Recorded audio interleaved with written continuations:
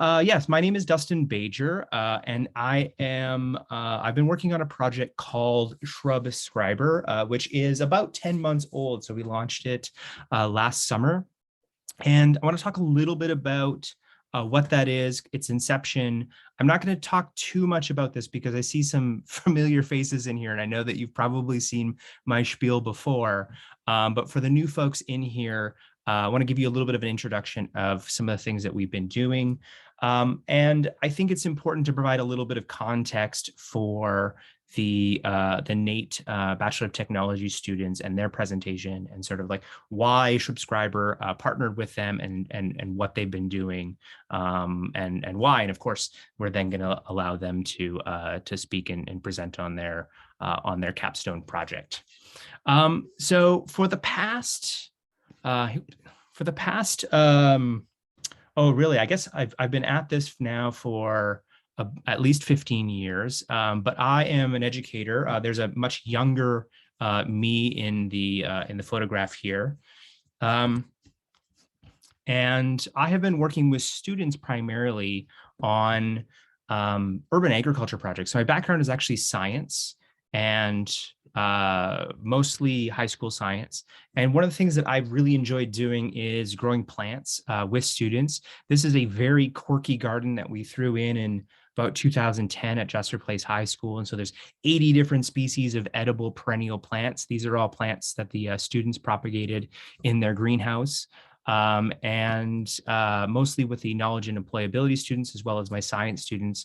And so it was a really kind of a great tool for education. But one of the things that occurred to me, I think fairly early on, is that gardening, growing plants together is a really fantastic community building exercise.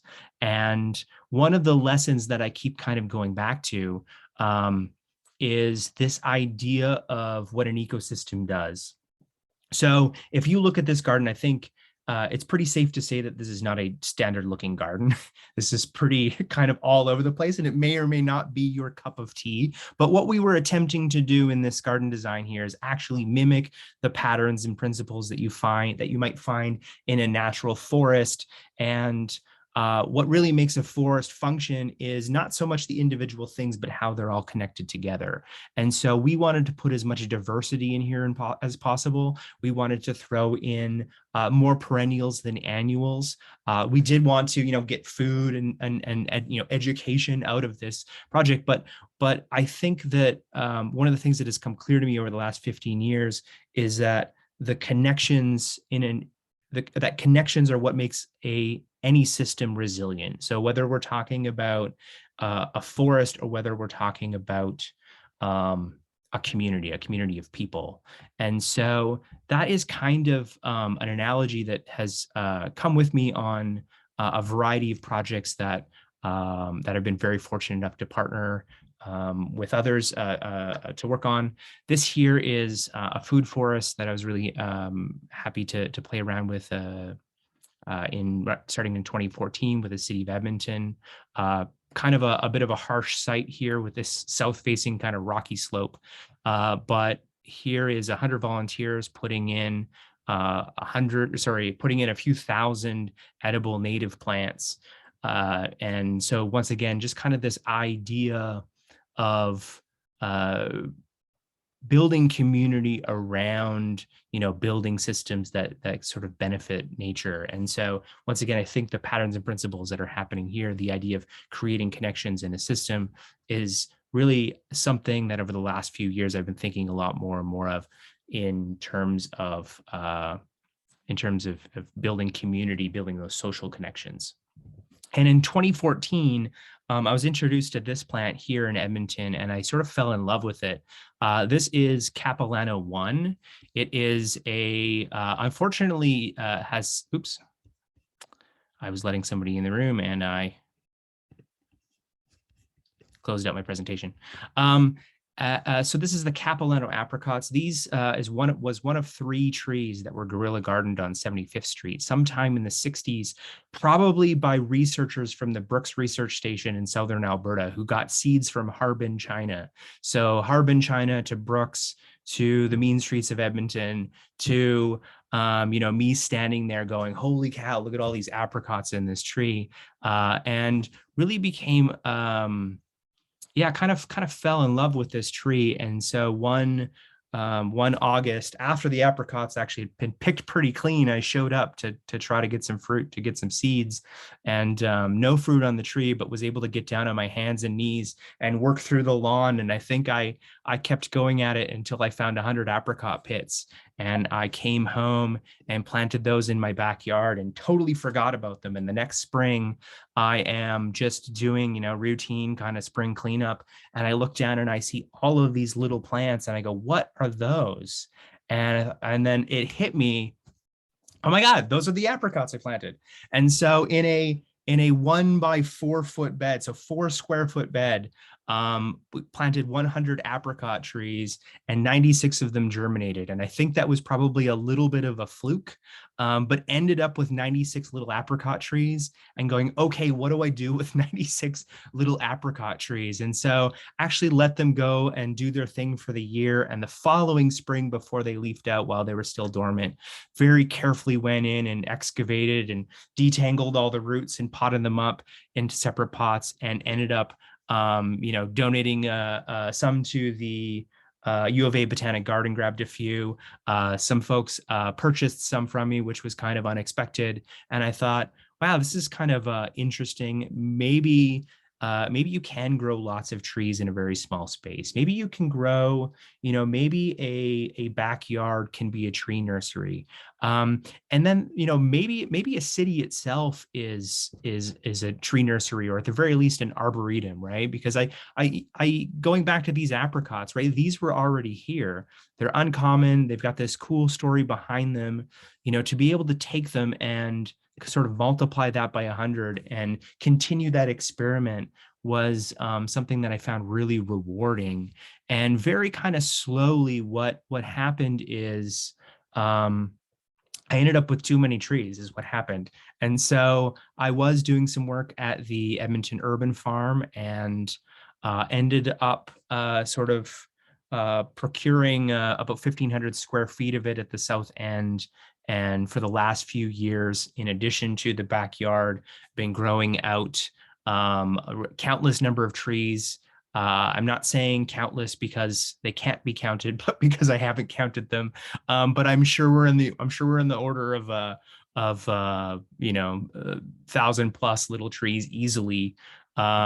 Everything from experimenting with pawpaws to growing out bristlecone pines that can live many thousands of years, to trying to grow things like American chestnuts or hybrid chestnuts here in the city.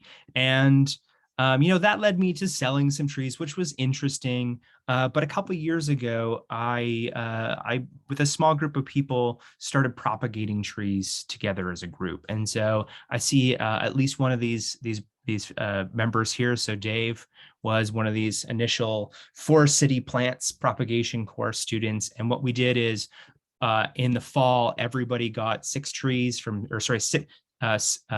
6 different species, and we spent the winter scarifying and stratifying these plants. And in the spring, the idea is everybody would be able to grow a tiny little forest, which still kind of gets to the, okay, so what do you now do with, like, not just one weirdo with a whole bunch of trees, but a whole bunch of lovely weirdos? And I'm using that term as endearing as possible.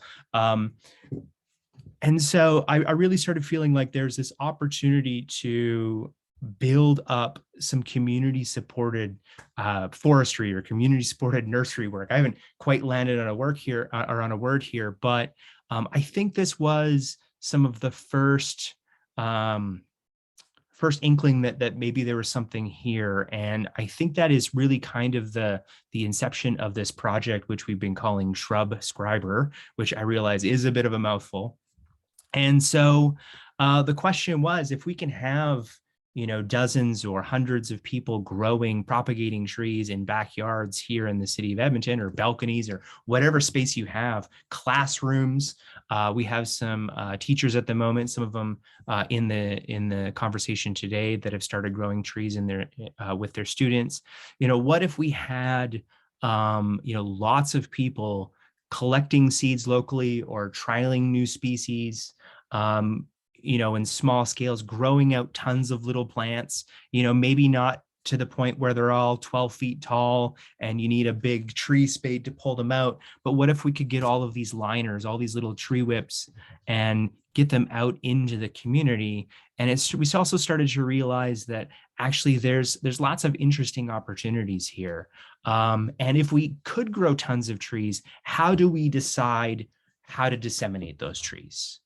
And so one of the projects that we did with students from the King's University is they took a look at infrared data of the city of Edmonton as a way of mapping urban heat island. And so these are some of the maps that they came up with, suggesting that at a neighborhood level, some of our neighborhoods are more prone to extreme weather, certainly extreme heat. So might those be candidate neighborhoods for tree planting? One of the things that we haven't looked into a ton, but is publicly available, is the city's flood map. So once again, one of the questions is, how many trees do you have to plant in order to actually mitigate some flood? But might these also be neighborhoods or locations where tree planting could be a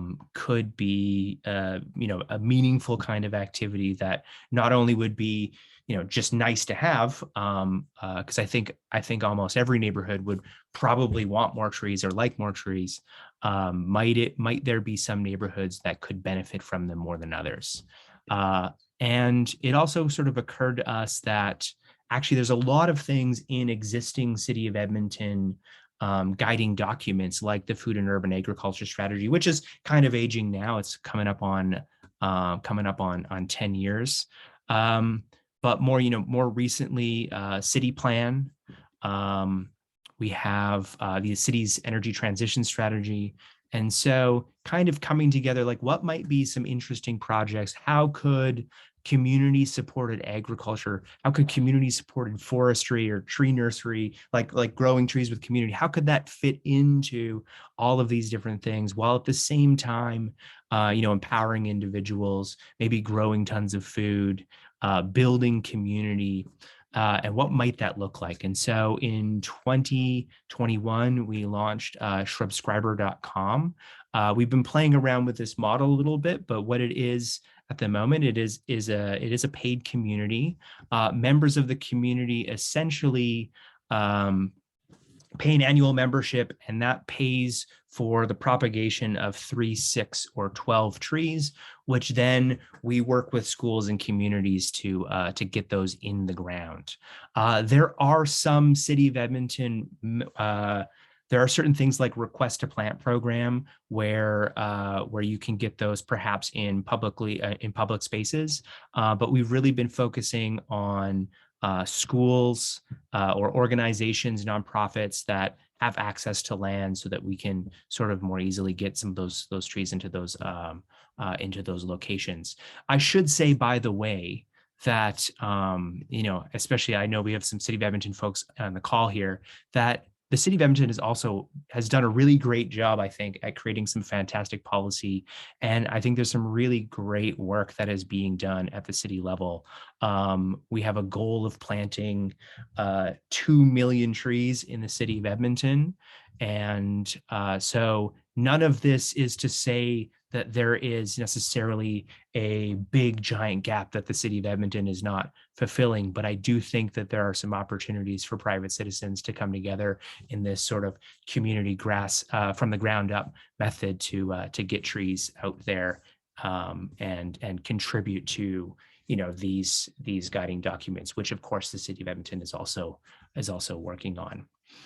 And I guess my personal kind of long-term vision is to really, think about merging these two systems. I kind of talked at the beginning about how cities are their connections. Well, ecosystems are their connections. Well, I think that cities are also their connections. Cities are places for maximizing connections. That's why we choose to live in urban environments. They're places where you can come together and meet new folks, find new economic opportunities, spread ideas, share trees.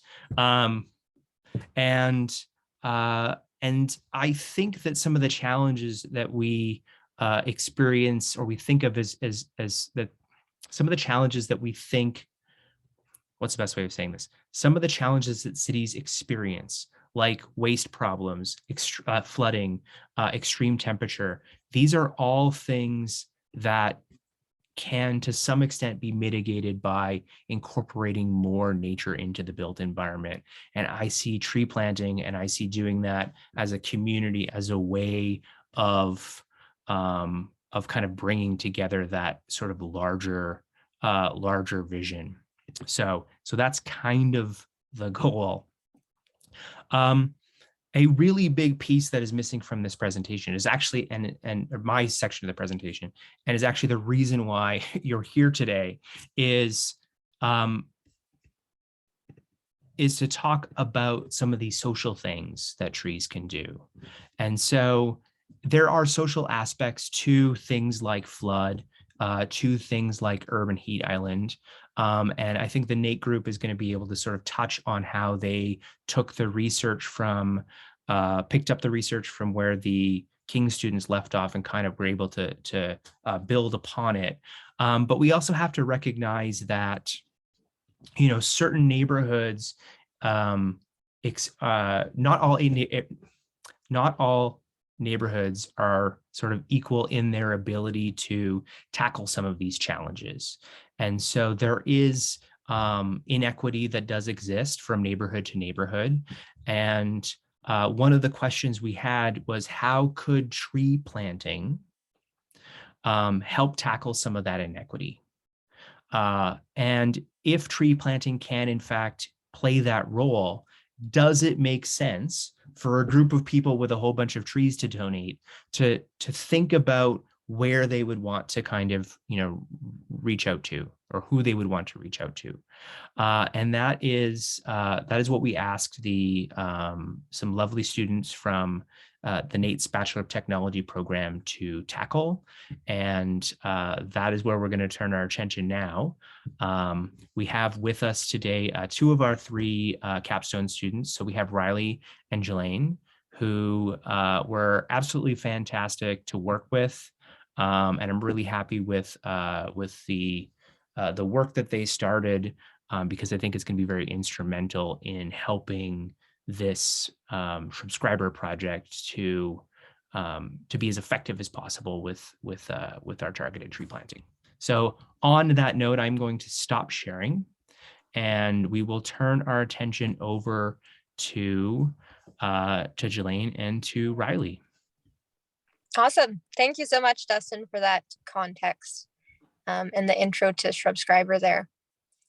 And I apologize. I hope there's not too much QE2 road noise here in the background, but I'm happy to be able to join in. So we are Team 24, or the Sprouts, and we're part of the NAIT Bachelor of Technology program, as Dustin mentioned.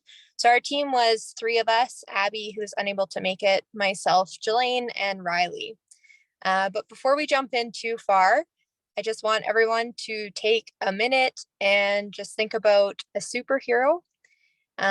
So maybe someone really strong or fast comes to mind, or maybe you think of the Incredibles and capes and spandex suits. But we're actually here to talk about trees as superheroes. So those trees you see on the screen there are the superheroes of today's topic. So as Dustin described, trees have the potential to help in a lot of ways. And I think the Shrubscribers on the call have seen them described as superheroes before. But our group came together to talk about the social power of trees to bring community together and to build resiliency. So yeah, that's essentially what our group focused on. So some background on us. I have a background in chemical technology. I work for a nanotechnology company located in Calgary, but I live in Edmonton, so that is why I'm in a parking lot in in between both cities.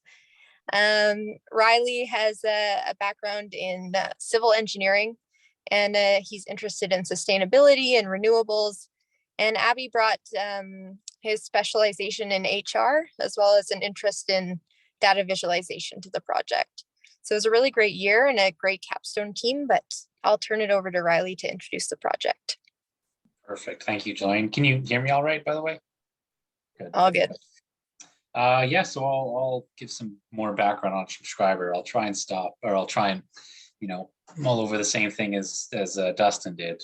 Good job, by the way. But yeah, Shrubscriber is a community of like-minded individuals who, and I'm pulling this right from the website, advocate for nature-based solutions to problems impacting Edmonton. Their mission is to change the city of Edmonton into an urban forest where the people and the trees can live symbiotically. They aim to seek out specific sites within the city and add trees to them, and thus adding benefit. The way the organization functions, I'll be brief on this. This was more for the students of the NAIT team than you guys. You guys are probably more experts on this than I am by this point. But yes, it's a tier system based on that. Users pay a monthly fee, and this fee is then used for planting trees. Dustin is fantastic at introducing trees and talking about them. He's not so good at introducing himself, so I'll do that for him. This is Dustin. He's a wide range of ecological knowledge, all the way from Edmonton's heritage plants to beekeeping. He's been associated with several projects from what we know with Shrubscriber concerning community tree planting and creating awareness about how individuals can contribute to building resilient society and resilient communities. These projects are primarily focused on teaching the community about different ways citizens can contribute to the growth of Edmonton's urban forest.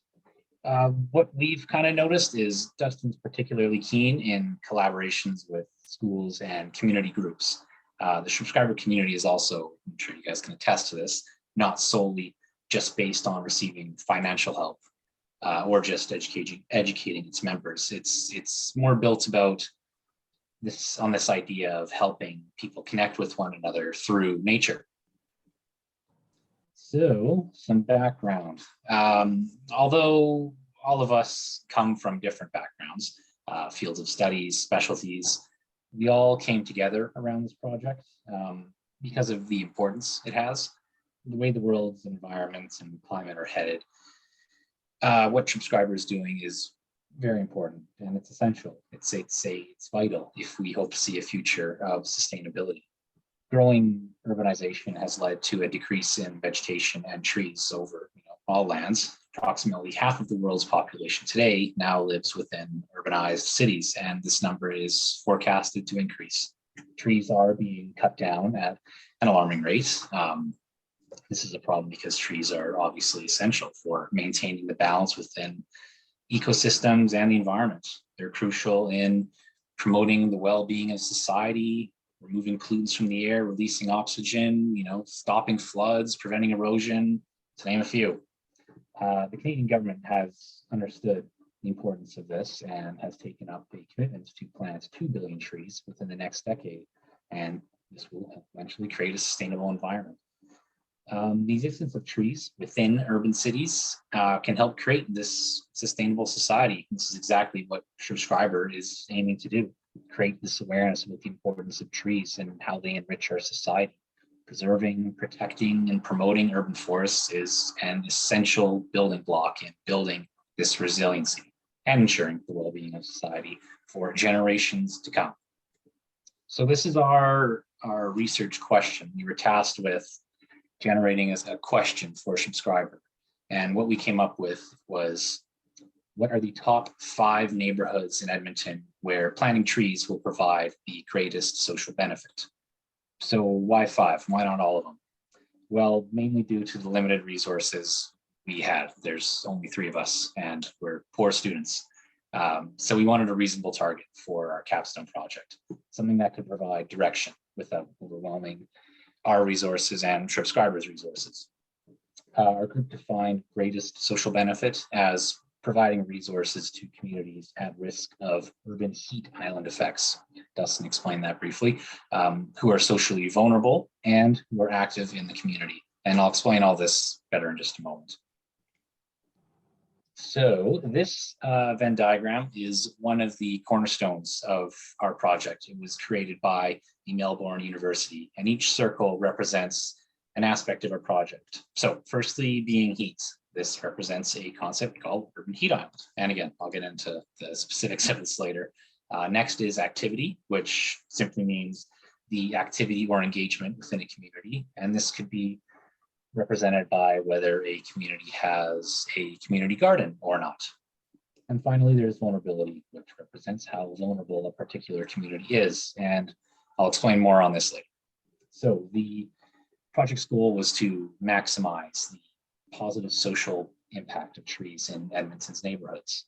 We identified and mapped social factors combined with urban heat island effects, or UHI, to identify regions throughout Edmonton that would benefit the most from tree planting efforts. At the start of the project, we wanted to create a high impact project, and due to our analysis and application on vulnerability, and thanks to the King's University, the groundwork on urban heat island, we now achieved that high impact zone. So this is urban heat island, or UHI. It's a phenomenon where urban areas exhibit higher temperatures than rural landscapes. It's an increasing concern in recent years as cities are becoming more densely concentrated and global temperatures are rising. Urban heat island effects are mainly driven by vegetation removal, increased impermeable surface coverage, denser urban arrangements, and air pollution. UHI is a concern not only for global warming and environmental implications, but also for vulnerable communities. All the research we've gone through has shown that urban heat island effects are most prevalent in lower income neighborhoods, where residents are less likely to have access to things like air conditioning or even social support systems. So prior to our project, the group at the King's University actually did map the urban heat island effects, as Dustin said, for Shrubscriber. This was the groundwork for our efforts in helping Shrubscriber develop this method for data-driven tree planting. The map here shows areas in Edmonton exhibiting higher temperatures than areas of other, and obviously red is hotter and yellow, or more duller yellow, is the cooler areas. To have the highest impacts in a community, though, for these, I keep stumbling over these data-driven tree planting term, that'll be explained more too, but it has to affect not only heats, but as well as vulnerability and activity. These all three must be considered. The areas with higher concentrations of vulnerable populations subjects to urban heat island and who are active in a community will benefit the most from the urban landscape. So lastly is vulnerability. And after much discussion amongst the group, we all agreed that vulnerability was a key foundation piece for providing subscribers with the tools. However, much of our filter criteria for what defining was vulnerable was highly subjective and in some cases not all that accurate.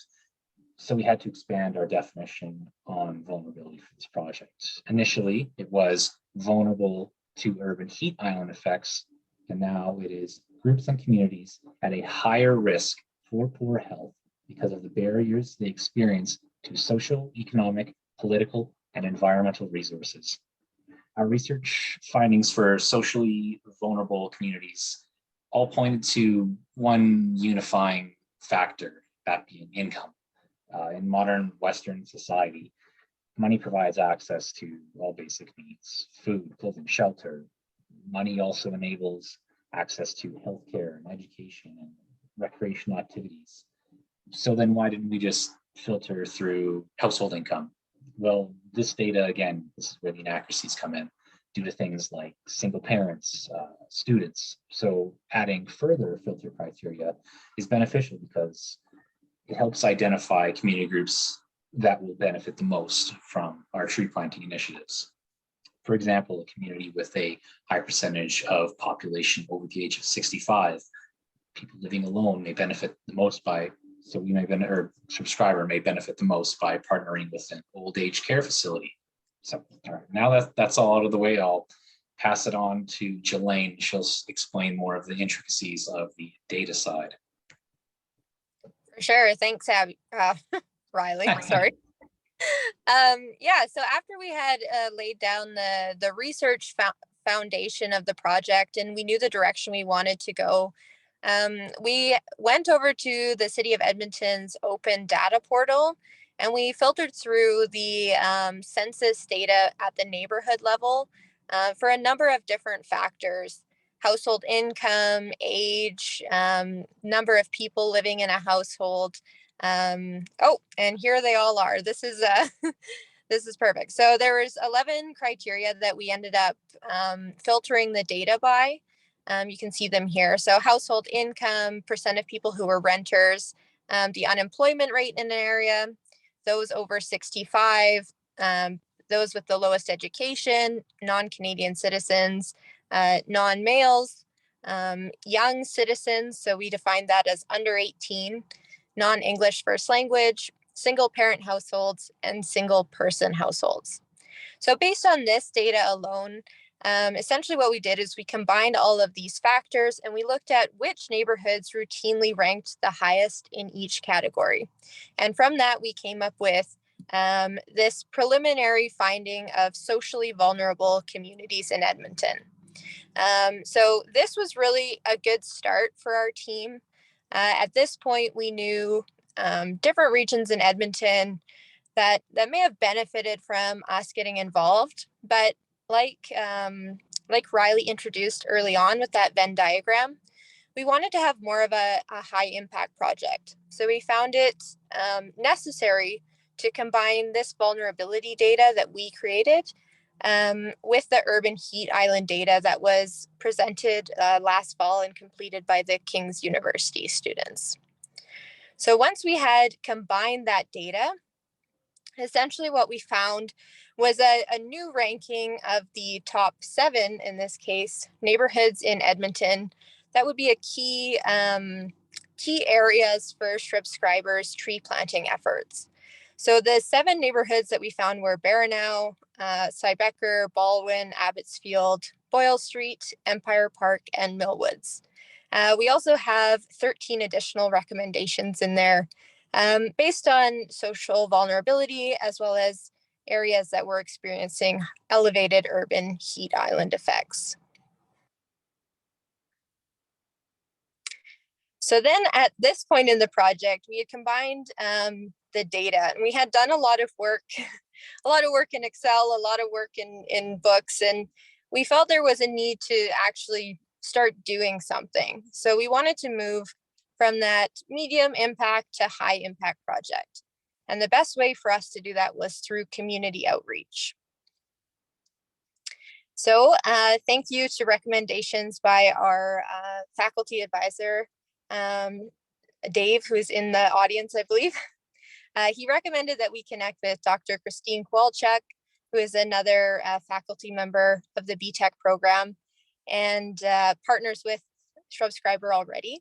But we connected with Food for Thought, who's an organization who donates lunches to socially vulnerable schools in Edmonton. And we looked through our data compared to the schools that they're already working with, and we found that there was an overlap with 3 schools. And so we decided to reach out to those 3 schools, and what we'd really hoped to achieve was a yes from one of them. But what we actually received were 3 yeses from all schools who wanted to be involved and found Shrubscriber really interesting and beneficial for them. So we ended up discussing with Soria Hafez, Inglewood, and McKee schools for a number of different potential projects. So initially we went into our discussions with those schools thinking that we'd partner and Shrubscriber would donate trees and the schools could take, or Shrubscriber could help plant them, but essentially it was tree donations. But what it actually ended up leading to was much more engaging conversations or potential opportunities around engaging with students for seed propagation courses, or integrating this active learning piece into the curriculum, where essentially Shrubscriber could donate seeds or seedlings, and the students could go out and take those and grow them and provide an even greater reach in the community. So thank you to Chris Bajer, who we spoke to early on in the project. He told us that you have to go out there and get your boots on the ground, essentially referring to the fact that we all love data, but you have to go do something to really find out what's happening. So with McKee School, we talked to the administration team there and met with Dustin. And we went and did a little bit of a site tour. So essentially, McKee School has a plan for this outdoor classroom. And this is kind of the sketch of its current state. So you can see that it is lacking in foliage. There's not a lot of greenery happening. Granted, it was February, but there was only a little bit of evidence that there had been trees at one point, and they had been sort of trampled down, and sadly were no longer with us. So this was an opportunity to really get Shrubscriber involved and speak with McKee School, and we essentially put together this little draft of the future of what this outdoor classroom could look like with Shrubscriber's engagement. So essentially, maybe planting a hardy willow tree that could withstand the excited trampling feet of young children, or a goji berry tree, so that the students could learn about some of those interesting plants that we have here in Edmonton, and essentially just making it a friendlier, greener space for McKee. And the one nice benefit to this was that McKee School already had City of Edmonton approval for this project. So that can be a bit tricky at times. So it was nice to have kind of the green light from the very beginning on this project. So essentially over the course of 8 months, we helped Shrubscriber create this data-driven tree planting process that integrated the vulnerability piece. So by adding in social factors and looking at vulnerability amongst the Edmonton community, we can help Shrubscriber actually, plant trees or create partnerships with communities who potentially have the greatest need. And we've also kind of set the path for some partnerships with 3 elementary schools, an outdoor classroom, and hopefully in the future, even more integration into the school curriculum, and just expanding the reach of this community. And I think that is it. Yes, that is. I just want to thank Dustin again. He was a tremendous support throughout this project. And thanks to our faculty advisors and for everyone coming out to this tonight. Yes, Dustin, we certainly lucked out when we got partnered with you. So thank you. Oh, I lucked out. Yeah, honestly, I really appreciate it. And yeah, this information has already been useful to us. We have, there was a little bit of overlap with the NAIT group, but we also started working with a group of students from the U of A, and they were able to kind of take a look at each of these communities and then further try to identify organizations or schools or community gardens, community leagues, senior centers that were operating in those spaces. And so we're actually have been in the process of reaching out to a lot of those groups, and we have lots of little trees to be able to give out to them this spring, which is great. Mildred, I see, has your hand up, and Mildred had a question that she put in the chat. So she wrote, is there any concern that planting trees in these low-income areas will eventually make the areas more desirable and therefore less accessible to low-income groups? Which is an interesting question. My hope is that they will make these areas more desirable. I guess one of the benefits and drawbacks of trees is they're sort of slow solutions, right? So getting trees in the ground now, realistically, it is going to take time, especially, our trees, which are small, to kind of get established. So the other thing that I think is important to recognize is that the NAIT students have provided a really good kind of jumping off point. But as the census data keeps getting updated, as we maybe play around with some of these indicators, we may decide to sort of shift focus to other neighborhoods. I think the goal is to not push people out of their home. But maybe every neighborhood should be a desirable neighborhood to be in, and as well as accessible. But yeah, interesting question there. And Mildred, you still have your hand up, so I'm gonna maybe just jump it over to you in case you wanted to expand on that question or have another question to ask. I actually had another question. I was wondering if she could put up the slide of the three schools that she wanted to that accepted their help, because it went by rather quickly, and I just wanted. Yeah, sure. We could put up the slide or even type them into the chat. Yeah, type them into the chat because I didn't get them all. And Sandra asked in the chat, is the city going to use the info for their targeted tree planting? I suspect that the city has also been doing a lot of their own research. And it'd be interesting to see how much this sort of overlaps. I think a lot of what we do, even with the urban heat island map, I know that the city too is looking at urban heat island. I think a lot of this is about initiating those conversations. And so whether, the city specifically uses this data or not is sort of secondary to the fact that, here's a group of people that are all meeting and having conversations about how green infrastructure can benefit marginalized communities. And so I think if any of us can sort of take that conversation and bring it back to wherever we work, that's kind of a win for the residents of the city of Edmonton. So I suspect that they are probably looking at a lot of indicators as well. And then of course, happy to share any kind of thoughts or lessons that we've been able to glean.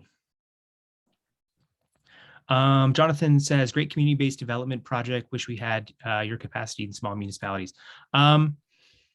Yeah, so question about did you use LiDAR data from the province? No, we didn't, though.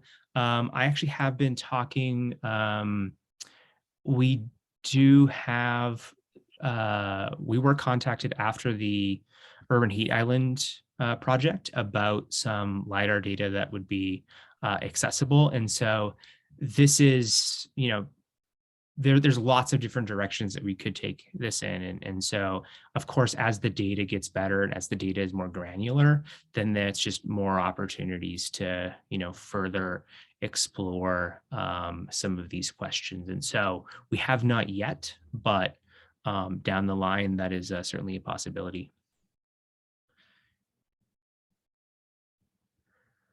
Sherry says,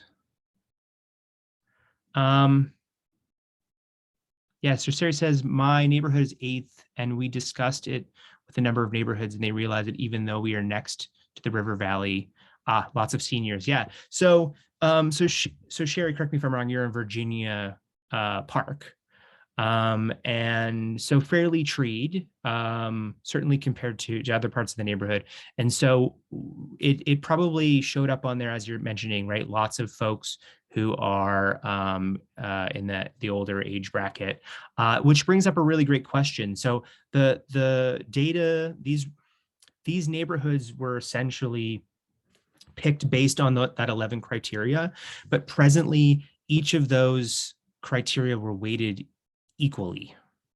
And I think there is some important conversations that could be had around weighting those differently. And so does urban heat island, maybe should that be weighted 5 times more than income? I don't know, but I think now that we kind of have some of this preliminary data, I think it would be interesting to further take a look at the academic research to find, maybe what are the most important aspects of them, and then be able to tweak that. And I think as you change those weights, you're going to end up with a slightly different list. And I don't think we're saying, hey, Edmonton, these are the 5 or these are the 7 neighborhoods that are struggling the most. I think the goal of this project is for us to say, okay, we're a community of tree growers. We would like to get trees into every single community. And to be honest, if a school says, hey, we would love some trees, there's not going to be a real high chance that we're going to turn them down. The goal is, okay, let's can we be a little bit targeted with this? Can we reach out, instead of reaching out to all schools or all community leagues or all senior centers, can we think about this a little bit strategically and start reaching out to, based on what we found, to the communities that we think could be in immediate need. And so I view this research here as a really good kind of jumping off point for having that kind of broader discussion. And it gives us a little bit of a picture of maybe who to reach out to or what neighborhoods to reach out to, instead of just kind of like putting out a blanket call.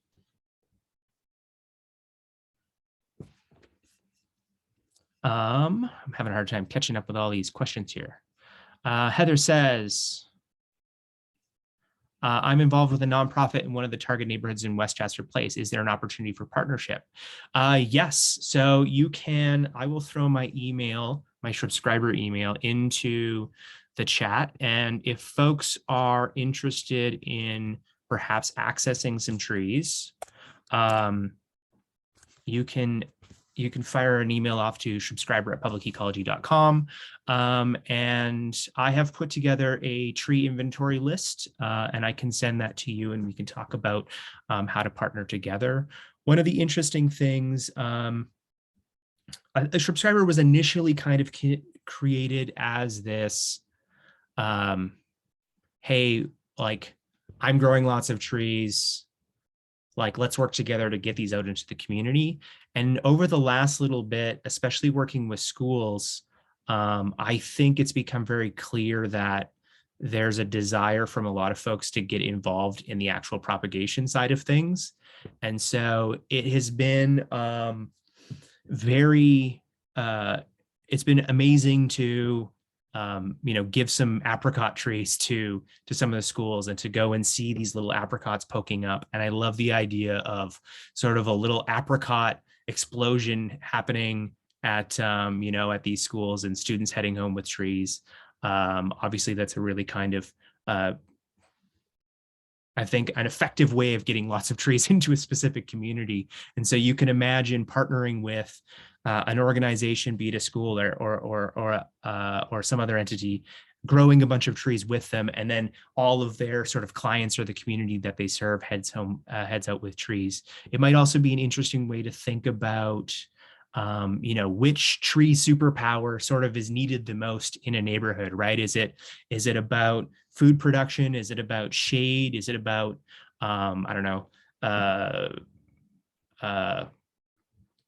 heritage value, right? We could propagate a bunch of seeds off of some local heritage trees and we could, get those out there. Is it about fostering community? And I think we could sort of tailor trees to the communities that want to grow them out. Yeah, Sherry says also talk to your city councilor. Would I consider partnering with organizations in Ontario? I think like in the long term, the goal would be to maybe expand the model and tree growing beyond Edmonton. I think at the moment right now, we're kind of Edmonton focused. that being said, I've got a hard time saying no. And so if they want to, if they want to reach out, then yeah, please feel free to put us in contact. Yeah, it's happy to answer more questions. Feel free to throw them in the chat, but also if you'd like, you may unmute your mic and we can have that conversation too. Schools can be notoriously difficult for growing trees. Yeah, it's a really great point, Mildred. I don't know if you noticed in that initial sketch, but there was a couple spruce trees that were originally planted at that site, and they've pretty much been sheared off at knee height. And so school grounds, very hard at growing trees. Lots of little feet. And so the ground tends to be really compacted, as well as obviously lots of people kind of climbing. And so that'll be one of the challenges. I think that part of that, and this is not a 100% solution, but I suspect that the more involvement you can get from the students, the more likelihood they are to kind of like help maintain those trees, at least until they get to a little bit of a critical size. There's a reason why a lot of trees planted in school grounds are like big trees. So at least, yeah, the lower branches might get pulled off, but the tree might survive overall. But yeah, consider very challenging places for a tree to exist. They will need babying. They will need to think about getting the kids involved, I think. I think that's also one of the reasons why I like the growing trees with students. So I think if you can get a lot of buy-in from the students themselves and they plant something out there, it's a little less likely, not entirely unlikely, but a little less likely to get trampled.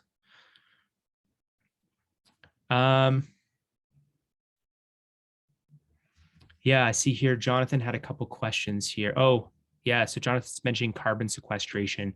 That is something that I'd be very interested in looking at.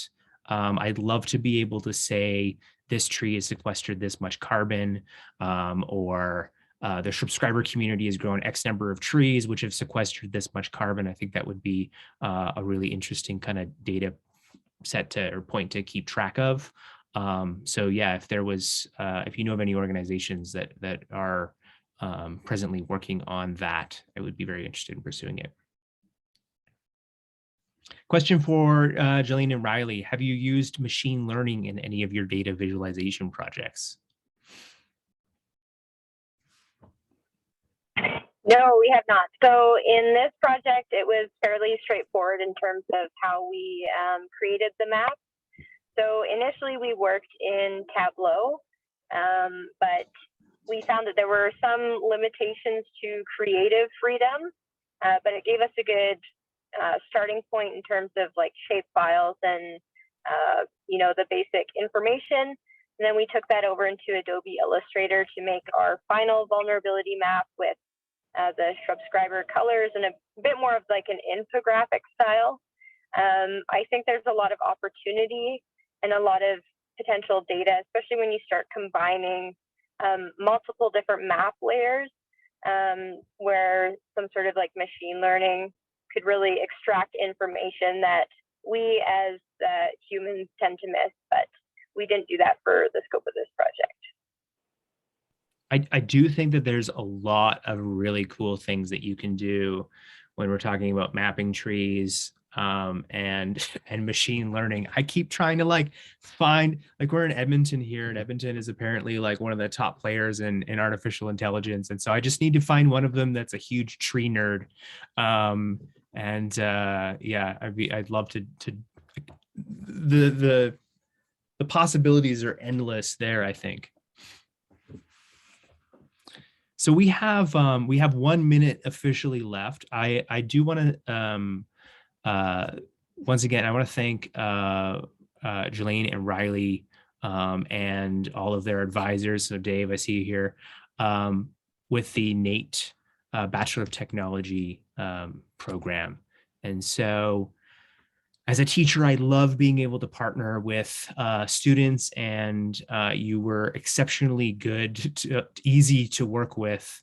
And so I really thank you. And I do believe that this work that you started has already been very useful for us. I also want to thank everybody tonight for spending an hour on a Tuesday with us, talking about trees and social good. You are my kind of people, so please stay in touch. There will be a recording of this, and I will make it available to folks afterwards, especially and even those. So feel free to share it around. And Sandra says, I might be the tree nerd you were looking for. And Sandra, please send me an email. I'm going to post it in here again. I would love to connect. That would be amazing. Not me, but Dark Horse Analytics. They're like a machine learning data visualization company, but they're really interested in not-for-profit and social good, and they're local. They're on Saskatchewan Drive. That would be fantastic. We'll walk them down to one of my favorite heritage trees at the base of Saskatchewan Drive, and we can talk about trees and machine learning. Cool. I can probably put you in touch. I'll email you the contact I have there. That would be amazing, Sandra. Cool. Thanks, everybody. I really appreciate it. I will. Thank you, everyone, for coming. Yeah, I'll stick around for a few minutes if some folks have some lingering questions. Otherwise, please go and enjoy your evening.